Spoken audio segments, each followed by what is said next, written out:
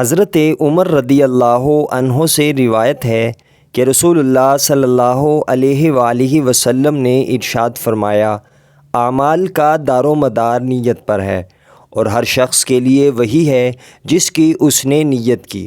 لہذا جس کی ہجرت اللہ تعالیٰ اور اس کے رسول صلی اللہ علیہ وآلہ وسلم کی جانب ہے تو اس کی ہجرت اللہ تعالیٰ اور اس کے رسول صلی اللہ علیہ وآلہ وسلم کی جانب ہے، اور جس کی ہجرت دنیا کو حاصل کرنے کے لیے یا کسی عورت سے نکاح کرنے کے واسطے ہے تو اس کی ہجرت اسی طرف ہے جس کی طرف اس نے ہجرت کی ہے۔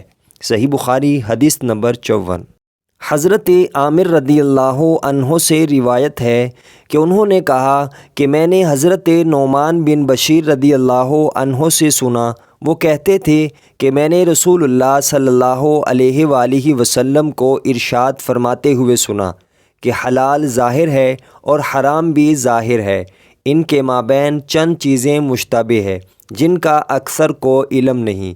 جو مشتبہ چیزوں سے بچا رہے تو اس نے اپنے دین اور اپنی عزت کو محفوظ کر لیا، اور جو ان متشابہات اشیاء میں پڑ گیا تو وہ اس چرواہے کی مانند ہے جو شاہی چراگاہ کے ارد گرد اپنے جانوروں کو چرائے، قریب ہے کہ وہ اس میں داخل ہو جائیں گے۔ سنو، ہر بادشاہ کی ایک محفوظ شاہی چراگاہ ہوا کرتی ہے۔ سنو، اللہ تعالیٰ کی زمین میں اس کی شاہی چراگاہ اس کی حلال کردہ چیزیں ہیں۔